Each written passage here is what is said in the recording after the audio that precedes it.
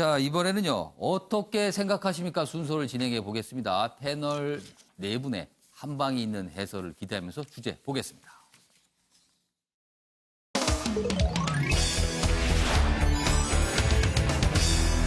오늘 어떻게 생각하십니까? 정책에 관한 내용을 좀 다뤄보겠습니다. 강사법 해고란 표현이 있어요. 강사법 시행 이후에 시간 강사분들께서 많이 대학에서 대학을 떠나야 됐다 이런 얘기인데 그 강사들에게 연구비를 지원한다 이런 내용이 좀 나와서 지금부터 다뤄보겠습니다.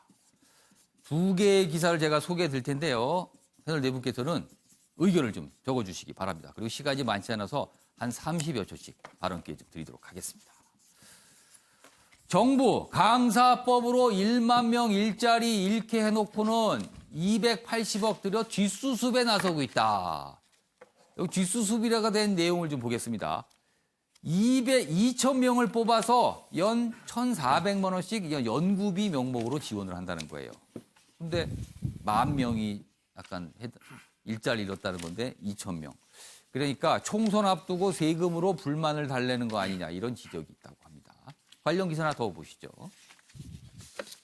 한겨레입니다. 강사법 해고 강사 2만 명 넘는데 뭐 아까는 10,000명 넘는데 2만 명 넘는데 뭐 수치가 좀 다르긴 하지만 대략 2만 명 가까이 된다고 보겠죠. 그럼 2만 명, 10,000명 아무튼 꽤 많습니다. 추경으로 연구비 지원은 2,000명에 그쳤다. 정부 일자리 잃은 강사들 지원 확보 예산 280억으로 턱없이 부족하다. 한겨레 기사는 이런 돈 갖고 이 정도 수준으로 되겠느냐라는 거고요. 앞서 보신 조선일보 기사는 정부가 일 저질러 놓고 지금 뒷수습하는 거냐 이렇게 지적을 하고 있습니다. 자, 이걸 어떻게 봐야 될지. 박성긴 기자부터 짧게 의견 들어보겠습니다. 그 소주성 사태를 제2의 소주성이다. 소득주도 성장이라는 게 좀 어렵게 보이는데 사실은 월급주도 성장이거든요. 예. 근데 월급을 주는 사람보다 월급을 줘야 되는 사람이 덜 벌게 되는 이런 사태 때문에 이게 사실은 그게 수정안으로 자꾸 이제 변경이 돼가고 있지 않습니까? 이게 똑같은 거죠. 이게 소위 말해서 이 강사들의 안정적인 직장 생활을 보장하기 위해 3년간 그게 강사법이에요. 예. 그렇지만 이거 자체를 특히 영세한 지방들 같은 경우는 이걸 감당할 재원이 없거든요. 그러니까 대학들의 능력을 감안하지 않았다라는 거네요. 예, 이게 약간 조금 치밀한 준비가 있어야 되는데 이게 좀 부작용이 생긴 것 같습니다. 알겠습니다. 김성환 평론가 어떻게 생각하십니까? 그러니까 이제 우리가 그 정책의 철학을 많이 이야기합니다. 근데 그 철학을 가지고 현실을 바로 넘어설 수는 없습니다. 현실을 정확하게 진단하고 거기에서 대책을 마련해야 되는데 철학과 사랑으로 빵을 살 수는 없죠. 그래서 여기서 말하는 사랑은 강사법을 말하는 겁니까? 그렇죠. 강사법이라는 것을 해야 된다는 철학, 맞는 철학이죠. 그렇지만 강사들에게 줘야 되는 실질적인 혜택. 이것은 2주, 그 방학 때 그냥 그 들어가기 전 1주, 끝나고 1주 이렇게 2주 주는 걸로도 이 큰 논란이 발생하는 겁니다. 다 주는 것도 아니에요. 그냥 앞에 일주일, 뒤에 일주일 이렇게 주는 거 정도 그 하겠다는 대상자도 거예요. 2,000명 정도에 그치니까 대부분은 또 어렵게 되는 숫자도 커버가 안 되고. 그러니까 정확하게 모든 것을 잘 진단하고 거기에서 단계적으로 설득해 가면서 함께 가야 되는데 이거를 안 되는 거를 뭐 사랑만 가지고 하겠다 이런 거로 보입니다.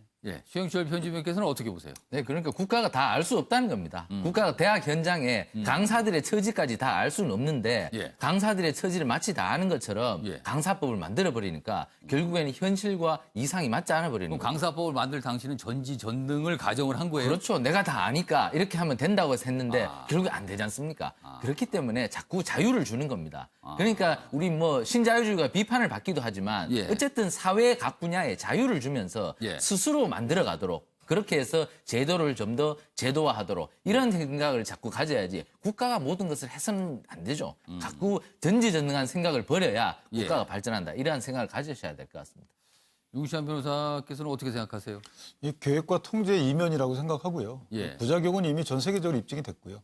2010년도에 조선대에서 뭐 극단적 선택한 이후에 불거진 문제인데 아직까지 이거를 도입을 미뤄왔던 이유가 분명히 있었을 텐데 이를 무시하고 전격적으로 도입을 해서 저런 부작용이 나오는 것 같습니다. 그럼 지금은 뭐 법은 시행됐고 부작용이 생긴 건데 이거 어떻게 해결합니까? 그럼 윤창 변호사는 어떤 대안이 있을 수 있다고 지금 세금으로 다 메꾸겠다는 거 아니겠습니까? 근데 세금으로 어떻게 불가능한 어느 거예요. 맡길 수가 지금 있는 거예요? 올해 뭐 추경에서 288억 원을 반영했다고 하는데 예. 몇천억 원씩 드는 거거든요. 예. 그러니까 저는 이거 법을 다시 고쳐야 돼요. 대학의 강사법 자율성에 다시? 맡겨야죠. 예. 다시 손질된다 이렇게. 나머지는 이제 사회적 복지 체계 안전망으로 막아줘야지, 예. 뒤받쳐줘야지. 이거를 전부 다 제도적 틀 안에서 예. 뭐 계약도 국가가 하고 가격도 국가가 통제하고 이런 거는 사실은 전혀 맞지 않는 거죠. 예, 김선일 평론가 한 20초 정도 시간이 이게 있습니다. 지금 문제가 뭐냐면요. 예. 대학이 진입 퇴출이 지금 안 되는 거예요. 퇴출이 돼야 되는 대학을 계속 보호해가지고 가져가서 생기는 문제라 그 부분도 심각하게 고려를 해야 돼요. 대학의 진입과 퇴출 부분도 좀 고민해야 될 때가 아닐까 이렇게 말씀하십니다. 알겠습니다. 자, 이번엔요 사진 속에 담긴 사연을 들어보는 순서입니다. 김유진 아나운서의 이슈컷 보시죠. 이슈들을 사진으로 살펴보는 시간 이슈컷입니다. 첫 번째 이슈 태그는 영화 김복동입니다. 최근 일본군 위안부 피해자 고 김복동 할머니의 삶을 그린 영화가 개봉했는데요. 여기 새로운 방식으로 영화를 응원하는 이들이 있습니다. 영화를 이미 봤거나 상황상 볼 수 없는 경우에도 표를 구매해 무료로 나눠주는 건데요. 개봉 초만 예매율이 높아야 상영관이 늘어나고 그래야 영화가 더 많이 알려질 수 있을 거란 생각에서입니다. 부디 이런 관심들이 계속 이어져 할머니들께 힘이 됐으면 좋겠습니다. 두 번째 이슈 태그는 말복입니다. 어제가 삼복더위의 마지막 말복이었죠. 복날답게 삼계탕집은 운전성시를 이뤘는데요. 기다리는 동안 햇빛을 가리기 위해 우산이라도 써야 했던 어제와 달리 오늘은 정말로 우산이 필요한 날씨입니다. 태풍 레끼마의 간접 영향으로 비가 오고 있는데요. 이번 주 중부지방엔 또 한 차례 비 예보가 있는 만큼 피해 없도록 대비 잘 해주셔야겠습니다. 마지막 이슈 태그는 직지 원정대원입니다. 지난 2009년 히말라야를 등반하다 실종된 직지 원정대 고 민준영, 고 박종성 대원인데요. 10년 만에 이들로 추정되는 시신이 발견됐습니다. 직지 원정대는 금속 활자본인 직지를 알리고자 결성된 팀으로 두 대원은 직지 루트라고 명명할 새로운 등반 루트를 개척하려다 불의의 사고를 당했는데요. 이제라도 돌아올 수 있게 돼서 정말 다행입니다. 지금까지 김유진의 이슈컷이었습니다. 예, 숭고한 뜻을 가진 탐험대인데 뒤늦게라도 고인을 모시게 돼서 다행인 것 같습니다. 아침의 매일경제 오늘은 여기서 마치겠습니다. 시청해주신 여러분 고맙습니다.